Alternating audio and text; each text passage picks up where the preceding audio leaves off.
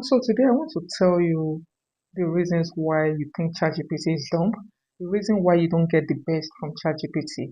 Because I know a lot of us sometimes we use ChatGPT and we say, oh, these AIs can be so funny, sometimes they are dumb, they don't even exactly give what we want. I know a lot of people actually think, oh, it's not just to type in the prompt, I have it all figured out. After this lecture, you may actually believe me, you are lying. You actually don't have it all figured out. So stay with me to the end and suck out every juice from this. So I'm going to be looking a lot into my laptop because I wrote down some things there. I don't exactly want to follow my script of hearts. I want to make sure I drop all the details. So I typed out the things I want to say. So you may see me looking at this direction, which is where I'm going to be reading from. So welcome to my channel. My name is Simi and I talk about how AI tools can take us from zero to hero. So this is it. Today we are talking about how to get the best from ChatGPT. So this is it. I want to tell you something very important. If you're using ChatGPT the same way almost everybody else in the world is using it, then ChatGPT will never solve your problems and it will never make you rich. Though it has the capacity to make you rich, it has the capability to make you rich, but if you're using it the same way everybody in the world is using it, it may never make you rich. Trust me. Today, I'm going to explain some things to you. One, why ChatGPT sometimes feel dumb. I know a lot of us have been there. Like this thing can be done sometimes. Sometimes we even say, okay, is it because I'm not on the pro version? It's not true. It's giving you exactly what you ask it to do. So the second thing I'm going to be talking about is why it gives boring answers and what you must change so that it starts giving you smart and powerful answers. And by the end of this lesson, like I said, I promise you something very good. You will never talk to ChatGPT the same way you've been talking to it again. Now, why does ChatGPT feel disappointing? Let me ask you a question. Have you ever typed something to ChatGPT, you read the answer, and you thought, this wasn't so good. It has happened to me. I use it every day. Every day. Even my kids use it. And sometimes I'm like, this ChatGPT thing, I'm tired of it. I want to start using Grok. I want to start using DeepSeek until they get the disappointing part of those other ones as well. The thing is, I want you to listen carefully. ChatGPT is not bad at all. It's not even, it has not been watered down. A lot of people say, oh, it's not as smart as it used to be. No, it is still as smart and even smarter. Yes, I will prove you wrong today. So, ChatGPT is definitely not stupid. What actually happens is most people use ChatGPT like Google but with full sentences. You know the way we type in what is, how is, list on Google? That's how a lot of people use ChatGPT. I want to tell you, ChatGPT isn't Google. They only just add some more words to it to make it into a sentence.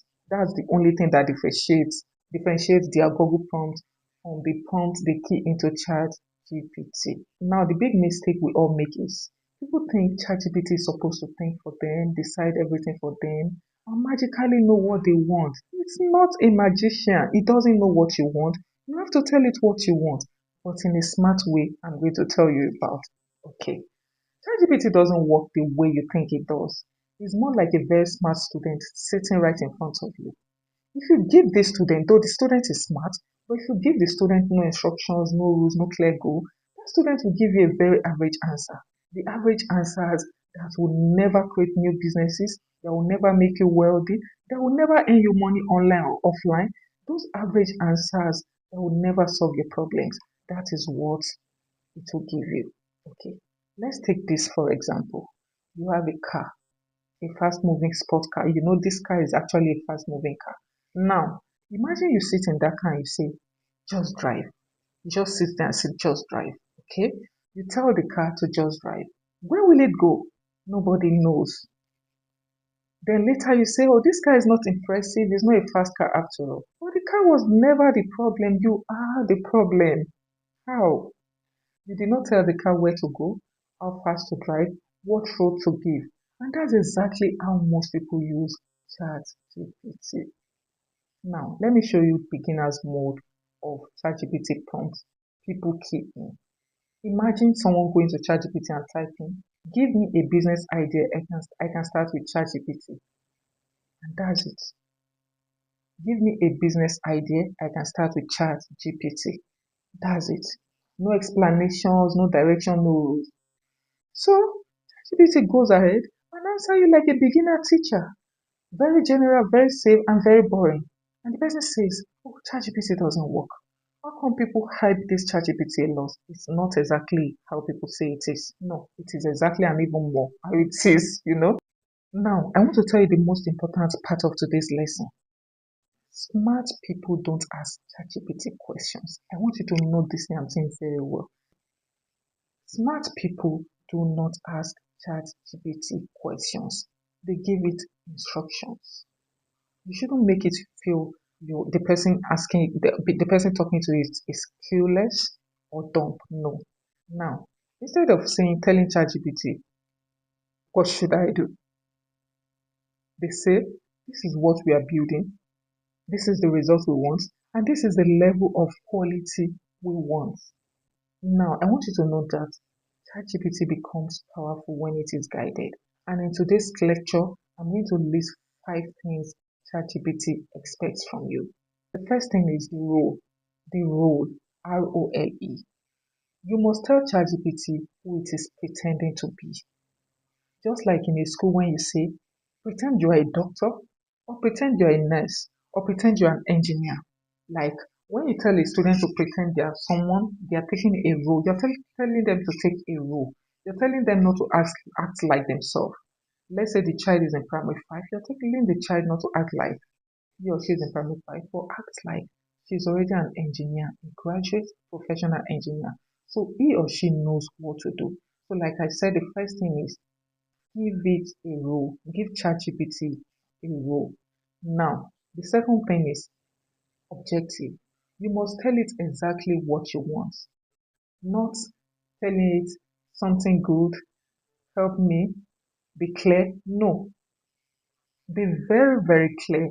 Tell it exactly what you want. You have it in your head, you know it already.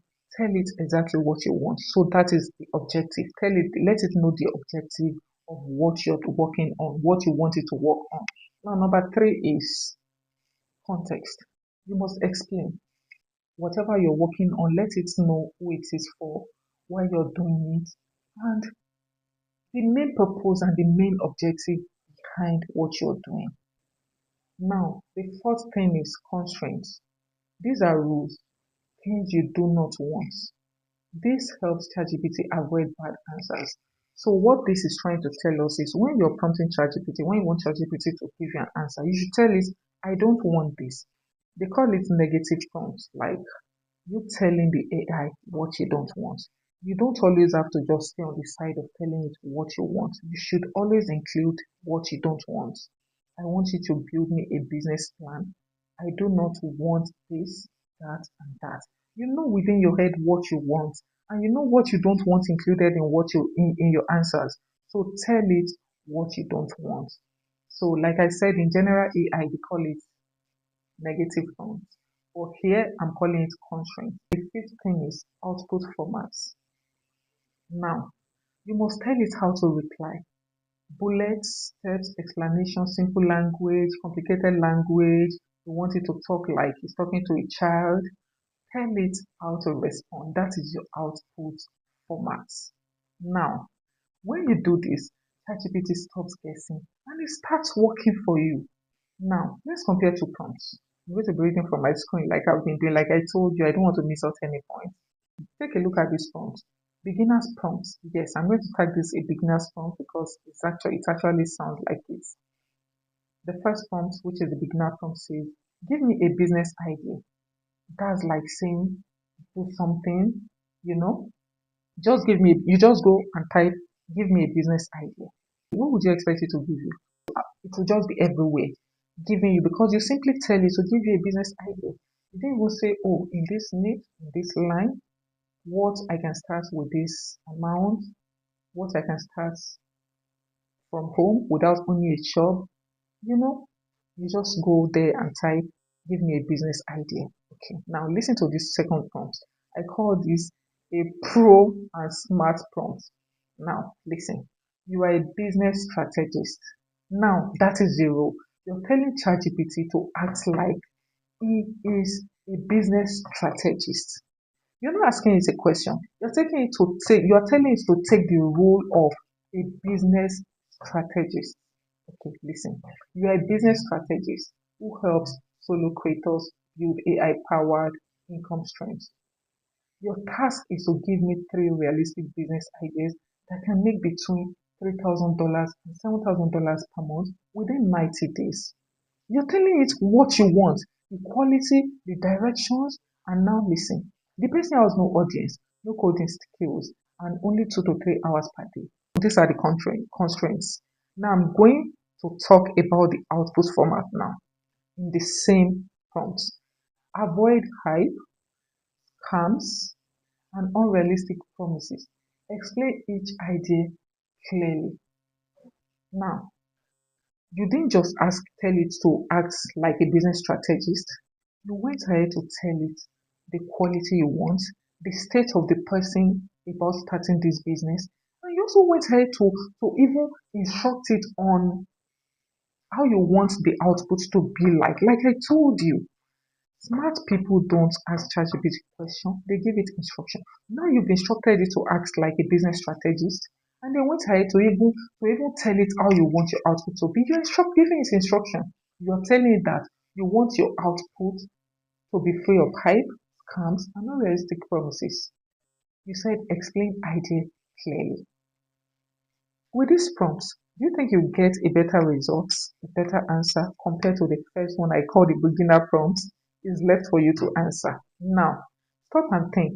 This is the same ChatGPT, the same screen, the same internet, but the second answer will feel like a coach talking, a plan forming, and it's going to be like clarity appearing. The answer is going to be very, very clear that you gain clarity from whatever business plan is going to give you.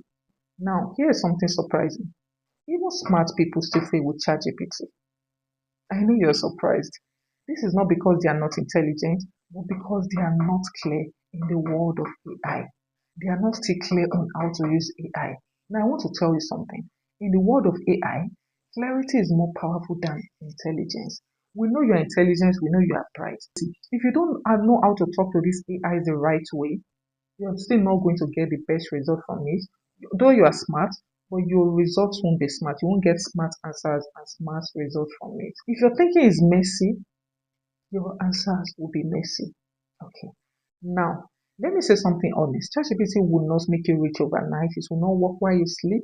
It will not save you from laziness. But if you use it correctly, I want to tell you today that people are quietly using it to freelance. They're using it to sell digital products. The first time I started using ChatGPT, I used it to write a book which I sell on Amazon KDP.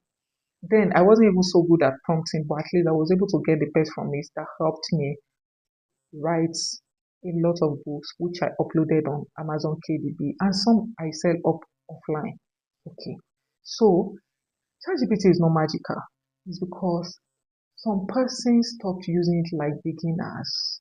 When you stop using it like beginner, it solves your problem for you. It turns you into, it can do a lot of things for you. You can become a freelancer, you solve problems, a lot of things. I'm going to go deeper into what you can use ChatGPT for in my future lecture. Now, the real skill is not prompt engineering. I want you to know that because we see everywhere prompt engineering, prompt engineering. That is not the real skill. The real skill is learning how to think clearly because ChatGPT is like a mirror.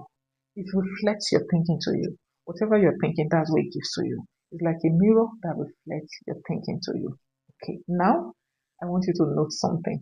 Clear thinking equals powerful answers, and confused thinking gives you weak answers with ChatGPT. And that's why this channel exists. Zero to hero with AIs.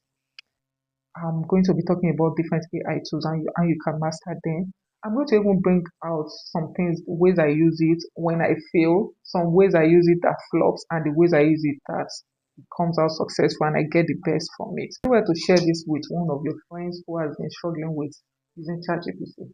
And I hope you subscribe so you don't miss my next video because this is going to be a long series on ChatGPT and then we'll move to another AI little by little till we become heroes from zeros with AI. Thank you once again. My name is Simi. I'll see you in the next one.